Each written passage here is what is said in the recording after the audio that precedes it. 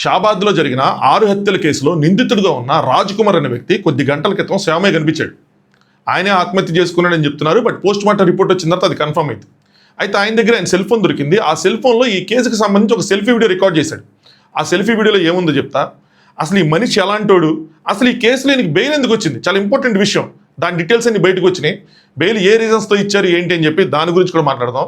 అలాగే తన భార్యను చంపడానికి యూట్యూబర్ వైష్ణవతికి ఒక లింక్ ఉంది. చూడండి, సమాజం ఎట్టిపోతుంది అన్నది మీకు అర్థమవుతుంది అది నేను చెప్తే. మనం మాట్లాడుకుందాం. హాయ్ ఫ్రెండ్స్, నా పేరు Anand, welcome to Anand views.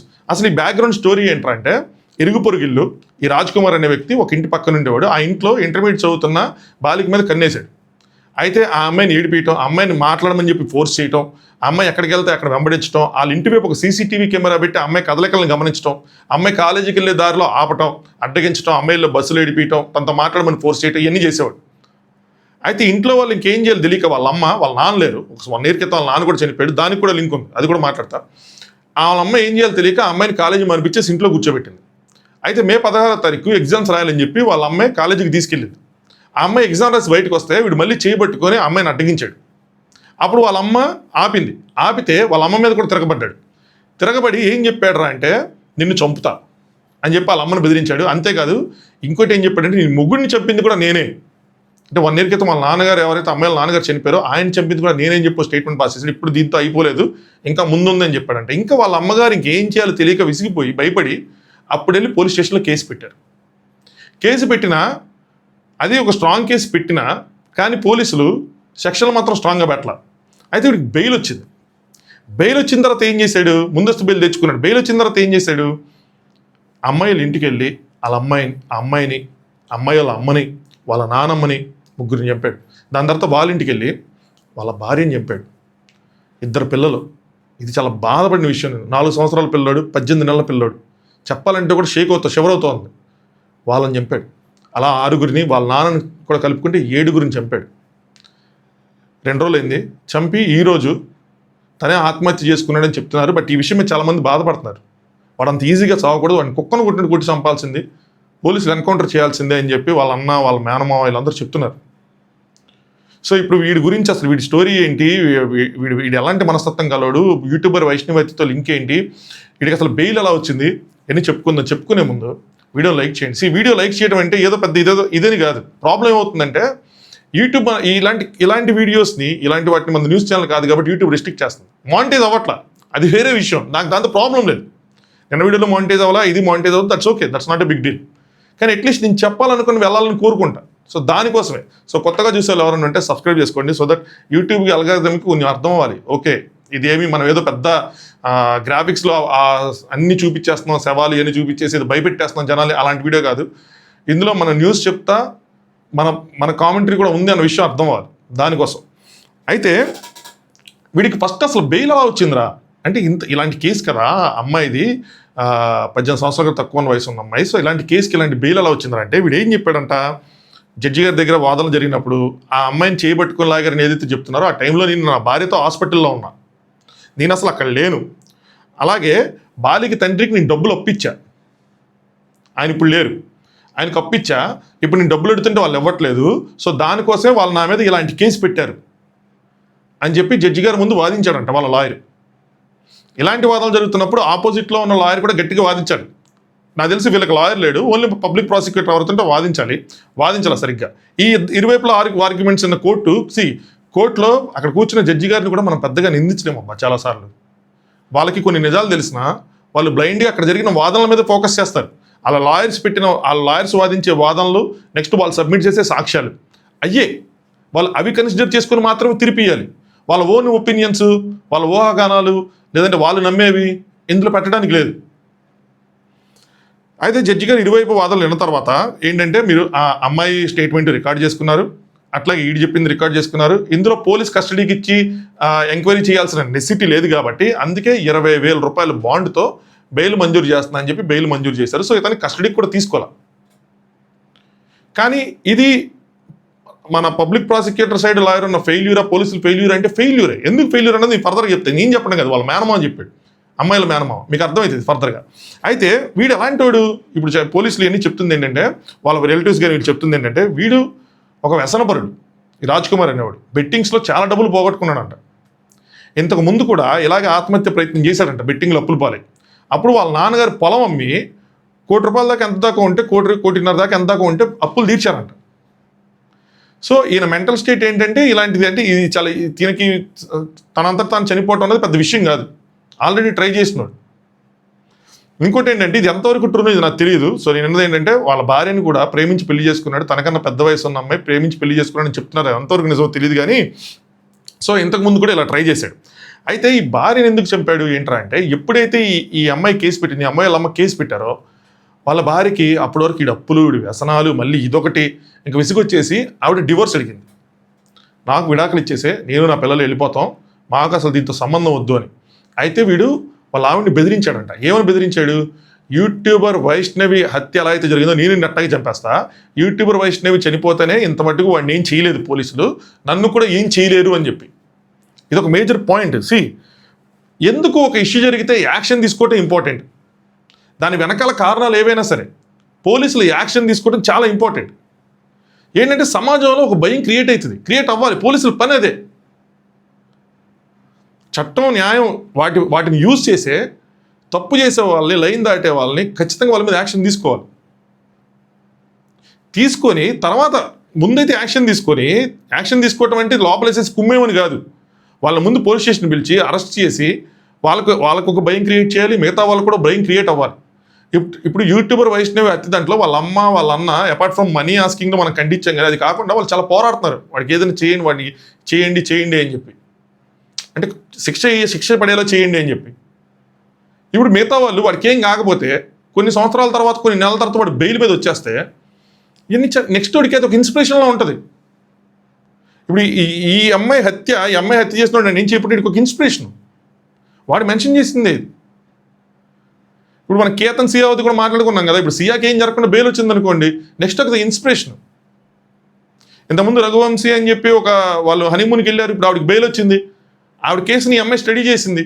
So ఈ కేసులు ఇవన్నీ ఏంటంటే వేరే వాళ్ళకి ఇన్స్పిరేషన్గా మారుతున్నాయి. అదే ప్రాపర్గా వీటి మీద ఎంక్వైరీ జరిగి ప్రాపర్గా వాదనలు జరిగి ప్రాపర్గా శిక్షలు పడితే ఇలాంటివి జరగవు. మన చట్టాలని అప్గ్రేడ్ చేయాల్సిన అవసరం వచ్చిందా? మన రోడ్లు, మన బిల్డింగ్లు ఎట్లయితే అప్గ్రేడ్ అవుతున్నాయో మన చట్టాలు కూడా అప్గ్రేడ్ అవ్వాలి. 100 మంది దోషులు తప్పించుకున్నా ఒక నిర్దోషి శిక్ష పడకూడదు అన్న తీరి మారాలి. మనం వాళ్ళని చూస్తే అక్కడ ఆ కంట్రీలో జరుగుతుంది, ఈ కంట్రీలో ఇది జరుగుతుంది అంటే ఓన్లీ అభివృద్ధి చూస్తున్నారు కానీ చట్టాలు కూడా చూడాలి కదా, వాళ్ళు పీపుల్ని ఎలా కంట్రోల్ చేస్తారు చూడాలి కదా, అలాంటిది రావాలి. వస్తేనే ఇలాంటి క్రైమ్స్ అవుతాయి. సో ఇదొక ఇన్స్పిరేషన్ వాడికి. అలా చాలాసార్లు అలా ఆవిడ్ని బెదిరించాడంట. అయితే వీళ్ళ ఇప్పుడు ఈ సైడ్ విన్నారు కదా, వీళ్ళ మేనమామని ఈ క్వశ్చన్లను అడిగారు అన్నమాట కొంతమంది మీడియా వాళ్ళు. వాళ్ళ మేనమామ ఏం చెప్తానంటే, మా బావగారికి డబ్బులు ఇచ్చాడన్న విషయం ఎప్పుడు బయటకు వచ్చిందండి, మేము ఎప్పుడైతే కేసు పెట్టామో కేసు తర్వాత వచ్చింది, దానికి ముందు ఒక్కసారి కూడా వాడు వచ్చి ఇట్లా నాకు డబ్బులు ఇవ్వాలి, నేను డబ్బులు ఇచ్చానని చెప్పప్పుడు అడగల. కాబట్టి కేవలం బెయిల్ తెచ్చుకోవడం కోసం వాడికి ఒక రీజన్ కావాలి కాబట్టి వాడు కేవలం ఈ రీజన్ పెట్టి తెచ్చుకున్నాడు అని చెప్తున్నాడు. అలాగే అసలు వీళ్ళ బావని ట్రాక్ తప్పి ఆయన్ని కూడా వ్యసనపరుడిలా చేశాడంట. అంటే not about drinking but gambling ఆడటం, బెట్టింగ్ ఆడటం, ఇవన్నీ ఆడటం, ఆయన్ని కూడా అప్పుల పాలు చేశాడంట. అయితే ఇవన్నీ కొంచెం ఇరువైపులు మనం చెప్పలేము. కానీ తను పాయింట్ చెప్పాడు. ఏం చెప్పాడంటే, అసలు నేను చేయబట్టుకొని లాగలేదు, అసలు నేను అక్కడ లేను, నేను నా భార్యతో హాస్పిటల్లో ఉన్నాను అన్నప్పుడు నడి రోడ్డు మీద జరిగింది ఇది, అక్కడ సీసీటీవీ కెమెరాలు ఉన్నాయి, పోలీసులు ఆ స్పాట్కి వెళ్ళి విచారణ చేస్తే తెలిసేది కదా వాడు అక్కడ ఉన్నాడో చేయబట్టుకొని లాగలేదని చెప్పి. ఇది ఇంపార్టెంట్ పాయింట్. పోలీసులు నిజంగా స్పాట్కి వెళ్ళి విచారణ చేసి ఆ ఆర్గ్యుమెంట్ అది ఆ ప్రూఫ్స్ కనుక తీసుకెళ్ళి లాయర్కి ఇచ్చి లాయర్ అక్కడ కోర్టులో ప్రవేశపెడితే అసలు అది బెయిల్ వచ్చేదే కాదు. అసలు వాళ్ళు పెట్టిన సెక్షన్స్ బెయిలబుల్ సెక్షన్స్ అయ్యేవే కాదు. వాడు ఒక డెత్ థ్రెట్ కూడా చేశాడు, చంపానని చెప్పాడు, చంపుతానని చెప్పాడు. అసలు అలాంటప్పుడు ఎంత ఈజీగా ఎందుకు తీసుకున్నారంటే అగైన్ మనకి ఇక్కడ ఏంటంటే డబ్బులుంటే పని జరిగిద్దా అన్న విషయం బయటకు వస్తుంది. సో అందుకోసం వీకర్ సెక్షన్స్ పెట్టారు. వాళ్ళు చేయాల్సిన పని వాళ్ళు చేయలేదు, లాయర్ చేయాల్సిన పని లాయర్ చేసిన పోలీసులు ఆయన ఇవ్వకపోతే ఆయన ఏమి చేయలేదు అనుకుంటా. సో మొత్తానికి వాడికి అందుకనే బెయిల్ వచ్చింది. వాళ్ళ మినిమం పాయింట్ రేటే కదా. మీరు అక్కడికి వెళ్ళి స్పాట్కి వెళ్ళి సీసీటీవీ కెమెరాలు చూసుంటే, పంచనా అక్కడికి వెళ్ళి మీరు ఎంక్వైరీ చేసుంటే మీకు నిజం తెలిసిపోయేది అని చెప్పి. సో అందుకోసం అని చెప్పి బెయిల్ వచ్చిందని చెప్పారు. అయితే మేము ఆయన ఎన్ని చెప్పాడంట, చెప్పి వెళ్ళిపోయిన తర్వాత వీళ్ళు కావాలని చిన్న సెక్షన్స్ పెట్టారంట, దానివల్ల బెయిల్ వచ్చిందని చెప్పాడు. ఇది బ్యాక్గ్రౌండ్ స్టోరీ. ఇప్పుడు ఏంట్రా అంటే వీడు వాళ్ళ మేనమామ వీళ్ళందరినీ చంపేసిన తర్వాత వాళ్ళ మేనమామ ఊరు వెళ్ళాడు. అక్కడ మరి 2 రోజులు ఆలోచించుకున్నాడు, ఏం చేశాడు తెలియదు, కానీ ఎట్లాగే నేను చచ్చిపోతాడని తెలుసు. ఆల్రెడీ వాళ్ళ నాన్నకు ఫోన్ చేసి ఎంత చెప్తా నేను కూడా చనిపోతానని చెప్పాడు. కాకపోతే మనందరం ఎక్స్పెక్ట్ చేసిందంటే వాడు కావడం కాదు, పోలీసులు ఏదైనా చేస్తారేమో అని ఎక్స్పెక్ట్ చేస్తాం. బట్ కట్ చేస్తే కొంతమంది వాడు చనిపోవడం చూసి వాడి బాడీని చూసి పోలీసులకి డైలీ 100కి ఫోన్ చేసి చెప్పారంట, ఇట్లా ఒకడు ఉన్నాడని చెప్పి, పక్కన పురుగుల మంది డబ్బా ఇవన్నీ ఉన్నాయి. మరి ఆడే చనిపోయాడా, ఎవరైనా ఫోర్స్ఫుల్గా ఇది చేశారా, ఏం జరిగింది అన్నది మనకు పోస్ట్ మార్టం రిపోర్ట్ వచ్చిందా తెలిసింది. బట్ మొత్తానికి హత్యలు చేసినడైతే చచ్చాడు. ఏం సాధించాడు ఏం సాధించలేదు అన్నది చెప్పలేం. ఇది ఒక రాక్షసుడు, ఇది చాలా మంది సైకో కూడా కాదు, ఇది ఒక రాక్షసుడు. ఇంతమంది ప్రాణాలు తీసుకున్నాడు. పిల్లలు కన్న పిల్లలు, వాళ్ళ అన్న నెత్తినోరు కొట్టుకుంటున్నాడు. వాటి ఇట్లా సాగకూడదు, ఇంకా ఈ దారుణంగా ఈ చిత్రహింసలు గురై చావాల్సింది. పిల్లల్ని నేనైనా పెంచుకునేవాడిని. చూడమా ఎంతోమంది పిల్లలు లేక తల్లడిల్లిపోతూ ఉంటారు, ఈడు వాళ్ళ పిల్లల్ని చంపుకున్నాడు.